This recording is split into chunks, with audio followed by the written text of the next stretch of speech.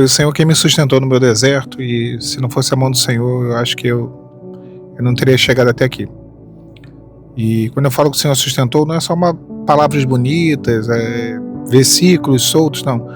Eu sempre falo que o Evangelho, ele é uma prática de vida, ele deve ser experiências, né? A gente vive experiências e essas experiências nós testemunhamos acerca disso, porque o Senhor ele nos chamou para isso, não é para poder ser pregadores, ser levitas, não, é para ser testemunhas. No deserto eu vivi cada coisa assim impressionante, sabe? Eu não tenho como dizer para os irmãos aqui, resumir num vídeo só tudo aquilo que eu vivi. Eu lembro que teve momentos do meu processo que eu não tinha condições de pagar nada, de comprar nem comida, não tinha dinheiro, não tinha como pagar contas, eu não tinha fonte de renda. Aí eu tentei arrumar um emprego, arrumei um trabalho, uma loja de colchões no shopping. Assim, eu fui trabalhar no shopping, meu currículo estava totalmente desatualizado, eu sempre trabalhei na área financeira, fiz faculdade de administração, mas o meu currículo estava muito defasado, muito defasado. E aí eu fui trabalhar como vendedor de shopping, aí trabalhei nessa loja de colchões, e aí pegando peso, porque tinha que levar colchão, sofá, para cima, para baixo, a loja tinha 2 andares, estourou uma hérnia inguinal, que misericórdia, assim, eu acho que eu só entrei ali para poder passar por mais luta, porque eu já estava bem magro, eu tinha emagrecido ali uns 30 quilos no meu deserto e sem condições financeiras, eu praticamente trabalhei de graça naquela loja que eu não recebi. Eu me recordo de eu reclamando com o Senhor, porque foi combinado uma coisa e aí o cidadão lá, o dono da loja, mudou 3 vezes o acordo, e aí o Senhor me deu um texto lá de Labão, quando Labão muda 10 vezes o salário de Jacó. Então assim, é uma luta. Eu ainda, para piorar a situação, ainda estourou essa hérnia, né? Arrebentou a parede da parede dali que reveste a parte da alça do intestino, né? Isso que é a hérnia, né? A hérnia inguinal. Então assim, entrei num momento muito difícil, que aí eu já não tinha condições financeiras e a hérnia ela evoluiu muito rápido, né? Ficou grande rápido, e aí doía e era assim um desconforto muito grande. E aí eu falei, Senhor, misericórdia, parece que as coisas só estão piorando. Até nessa época eu brincava com um versículo que eu dizia que todas as coisas cooperam para que nada coopere com nada, né? Eu inventei esse versículo, parecia que tudo cooperava para nada cooperar com nada, só dava errado. E ali eu vi a mão do Senhor. Eu vi a mão do Senhor sobre a cirurgia, porque a cirurgia, ainda que o homem tem ajudado e é importante, é bom, Deus usa as pessoas, usa os homens, né? Mas foi uma porta que o Senhor escancarou porque não havia possibilidade. Eu operei em outra cidade, era um mutirão político, era só para operar quem era da própria cidade para ganhar votos, e o Senhor foi lá e me honrou, me abençoou e eu consegui operar. Eu consegui o sustento do Senhor de uma forma assim maravilhosa, não tem nem o que dizer sobre isso, porque eu acho que foi um milagre, miraculosa. Eu tinha que pagar conta, eu tinha que pagar dívidas, eu tinha que pagar alguma coisa e vinha alguém e abençoava, uma pessoa que eu não conhecia, alguém de repente vinha e semeava e pedia, na época não tinha Pix, então as pessoas pediam ali minha conta. Eu me recordo de um irmão que passou por um deserto, um jogador de futebol, que morava lá na Europa, jogou na seleção brasileira, é amigo de jogadores conhecidos, ele é muito conhecido, né, e ele foi e me abençoou. O Senhor deu a ele um sonho e ele me abençoou com exatamente o valor que eu precisava para pagar todas as dívidas, e ainda me abençoou com coisas para o canal, né? Microfone e coisas para o canal, na época, lá em 2018, 2019. E eu me recordo de uma oração que eu fiz pela madrugada e o Senhor, eu coloquei diante do Senhor, eu falei, Senhor, eu não tenho de onde tirar, eu não tenho o que fazer. E o Senhor me deu um texto dizendo, amanhã enviarei o maná para provar o vosso coração. E no outro dia, esse irmão, não sei como, conseguiu meu contato, entrou em contato comigo e semeou na minha vida e me abençoou. Então, Deus é Deus de provisão no deserto, Deus é Deus de soluções, Deus é Deus de providência. Agora, é claro que a gente tem que entender que deserto não é lugar de banquete, que deserto não é lugar de lavoura, de celeiro cheio, deserto é lugar de maná. É uma realidade do deserto, tá, irmãos? Essa é uma realidade do deserto. Deserto não é lugar de banquete, é um lugar sim de escassez, mas de provisão suficiente.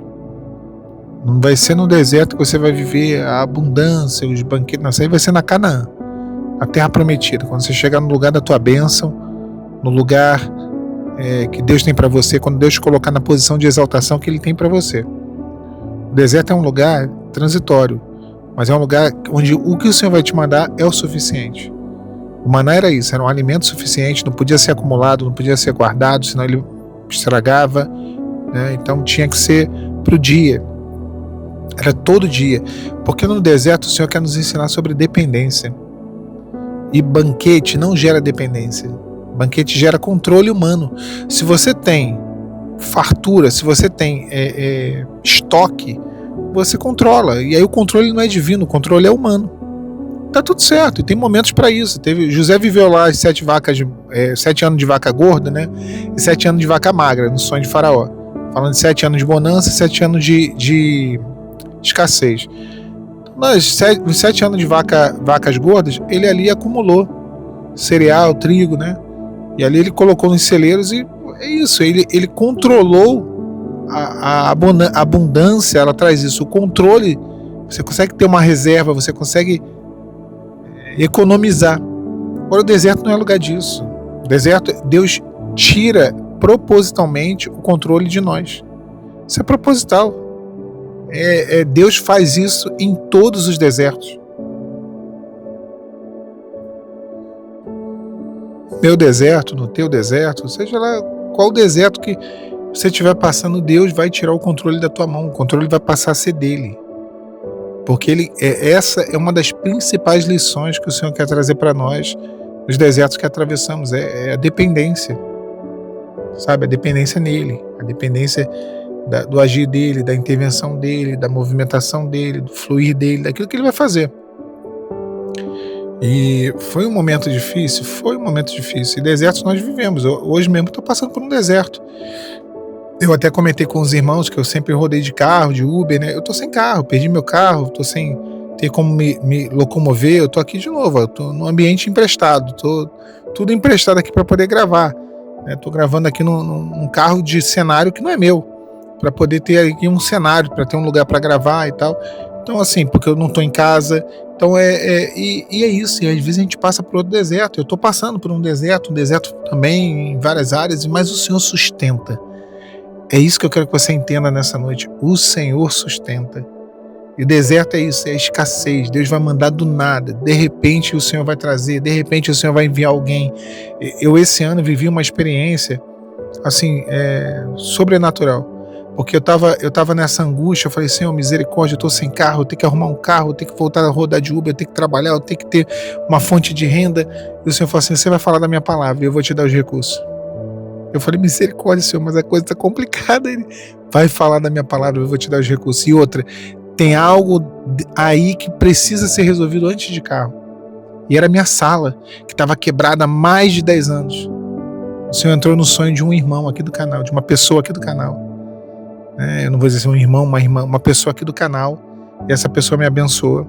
Essa pessoa reformou completamente a minha sala. Fez da minha sala um estúdio.